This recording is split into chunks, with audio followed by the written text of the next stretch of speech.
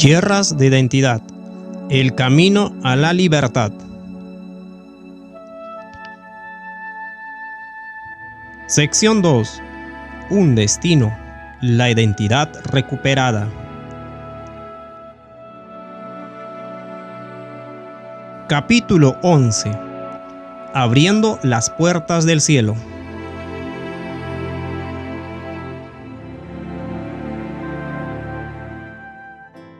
Un rayo de luz atravesó la oscuridad, anunciando que la aurora había llegado y que había llegado la hora de comenzar la tarea. El pulso se aceleraba y el aliento se agitaba a medida que se hacían los preparativos para el viaje. Abraham emprendió viaje temprano en la mañana y su mente se inundó de recuerdos. Recordó cómo sostuvo a Isaac por primera vez y el inmenso sentimiento de gozo que tuvo después de aquella larga espera. Los recuerdos del pequeño Isaac saltando a la cama de papá y acurrucándose junto a él mientras escuchaba atentamente relatos de Adán y Eva, Noé y muchos otros, pesaban como enormes bloques de plomo sobre sus hombros mientras contemplaba la tarea que tenía por delante, tal como Dios le había dicho. Y dijo: «Toma ahora a tu hijo, tu único, Isaac, a quien amas, y vete a la tierra de Moria, y ofrécelo allí en holocausto sobre uno de los montes que yo te diré». Génesis 22, 2. Dios había hablado y ahora Abraham estaba juntando todas sus fuerzas para obedecer la orden. No hubo ninguna explicación, no se dio ninguna razón, sino solo la orden. Durante los años que Abraham había andado con Dios, había aprendido a no resistir sus órdenes. Había llegado a confiar en que Dios sabía que era lo mejor y que el suyo era el único camino que debía seguir. Pero el camino era duro y increíblemente duro. ¿Quién puede comprender la intensidad de la lucha de la mente de Abraham? Con gusto hubiera escogido ser él mismo el sacrificio en lugar de su hijo. No había nada que estuviese dispuesto a hacer para salvar a su hijo de su suerte.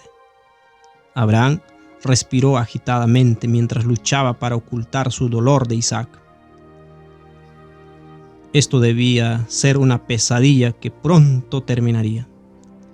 La realidad le golpeó cuando Isaac le preguntó: «Padre, tenemos la leña y el fuego, pero ¿dónde está el sacrificio?». Una flecha atravesó el corazón de Abraham. ¿Cómo respondería? Una rápida oración ascendió a Dios pidiendo sabiduría y luego Abraham contestó: «Dios proveerá el sacrificio, hijo mío». Génesis 22, del 7 al 8. En la cima de la montaña, Abraham reveló dolorosamente a Isaac su comprensión del mandato de Dios. Isaac era joven y podía vencer fácilmente a su padre y huir de allí, pero había aprendido la disciplina de la obediencia y renunció a sus propios deseos, dando lugar a la sabiduría de su padre. Todo el cielo observaba mientras Abraham preparaba a su hijo, su precioso hijo, para aquel momento final. Ahora, la razón humana dio rienda suelta a una batería de argumentos contra la fe. Pero Abraham, erigiéndose como un alto cedro en vientos huracanados, se dobló, pero no cedió en su resolución de llevar a cabo lo que él entendía que se le pedía. Todo estaba listo. Abraham contempló a su hijo, y el dolor desgarró su corazón y sus fuerzas comenzaron a flaquear, pero se mantuvo firme.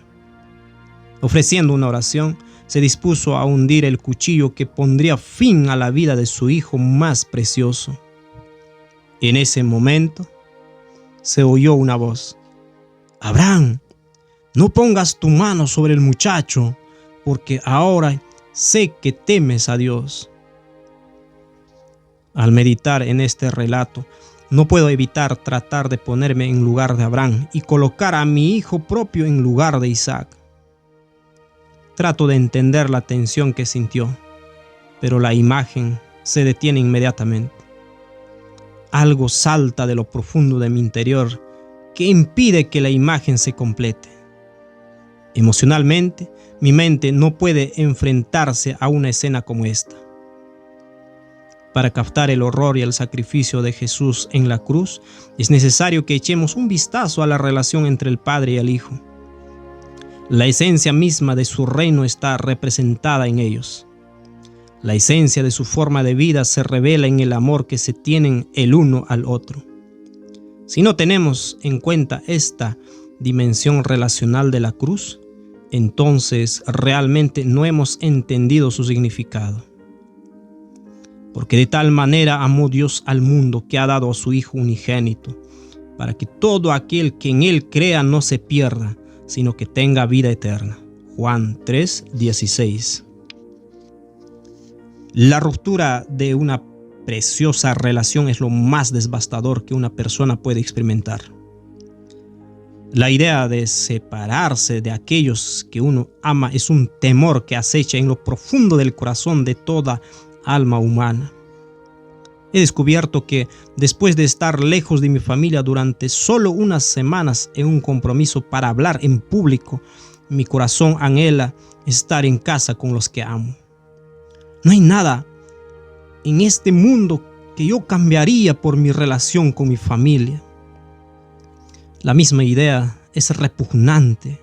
Sin embargo, cuando miramos dentro del corazón de Dios, según lo revelado en la Biblia, descubrimos que Dios, nuestro Padre y su Hijo estuvieron dispuestos a romper esa relación mutua solo para que tú y yo pudiéramos pasar por las puertas del cielo y reunirnos con nuestro Creador y su Hijo.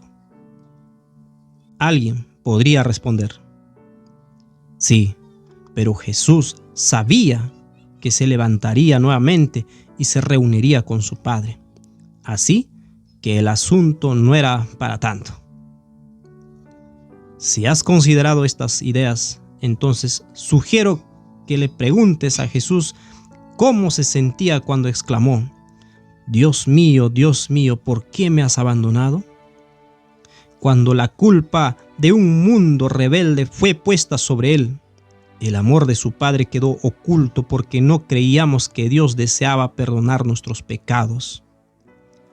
En esta oscuridad, Jesús buscó el amoroso rostro que siempre había sido su gozo por la eternidad, pero el pecado escondió el rostro de su Padre de manera que se sintió completamente separado de él. Su esperanza desapareció. La muerte era todo lo que le esperaba.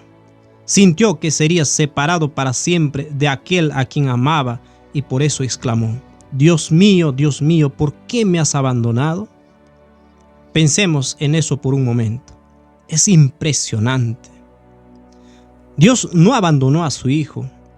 Cuando Jesús cargó el peso de nuestros pecados, sintió lo que sienten los pecadores a causa de la culpa. En el capítulo 9 leímos sobre Caín, quien exclamó: mi iniquidad es demasiado grande para ser perdonado.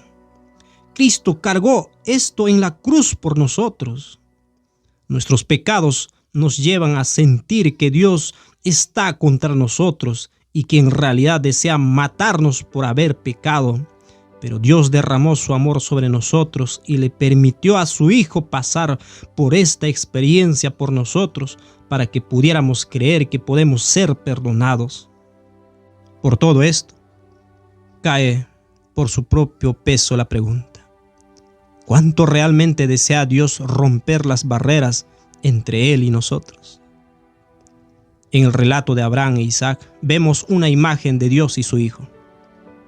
Es natural para nosotros, al igual que para Abraham, el pensar que Dios quería que Abraham matara a su hijo.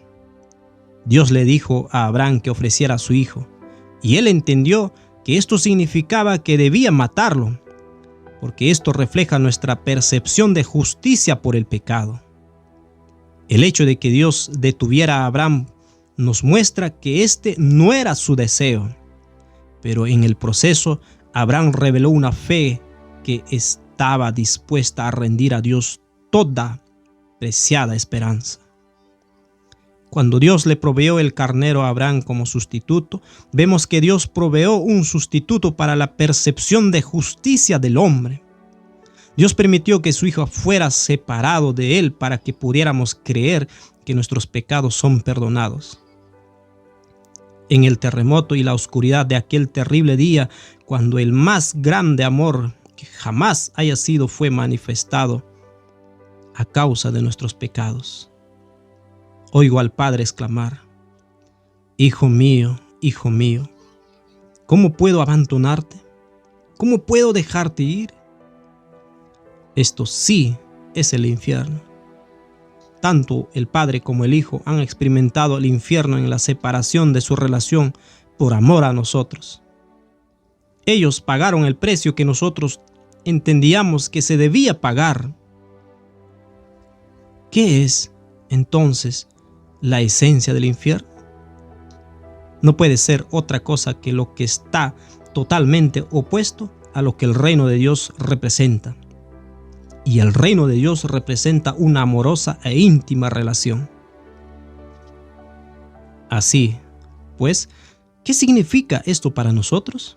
Significa que el Hijo de Dios ha probado el horror de la separación del amor divino por amor a nosotros, para que nosotros no tengamos que experimentarlo. ¿Dónde está, oh muerte, tu aguijón? ¿Dónde, oh sepulcro, tu victoria? 1 Corintios 15:55. Ahora, nada puede separarnos del amor de Dios, gracias a lo que Jesús y su Padre han hecho por nosotros. Las puertas del cielo se abren para nosotros porque el Hijo de Dios experimentó el terrible peso del infierno con motivo de poder cerrar sus puertas, de modo que jamás tengamos que entrar allí y experimentar el lloro y el crujir de dientes, como ocurrirá a los que rechacen lo que Jesús ha hecho por nosotros y entren en una permanente separación del amor divino. El desafío que nos queda ahora es hacer ese viaje en nuestras mentes, un viaje desde un estado en que nos sentimos sin valía, desafiantes y decididos, forjándonos una identidad por medio de lo que hacemos, hasta regresar a la fuente de la vida, donde el amor nos espera y sabemos que somos hijos amados de Dios. Aunque Jesús ha abierto las puertas del cielo para nosotros, debemos hacer el viaje desde el reino de Duracell hasta el reino de Dios, desde la identidad por logros hasta la identidad a la condición de hijos. En otras palabras, desde la salvación por obras hasta la salvación por fe.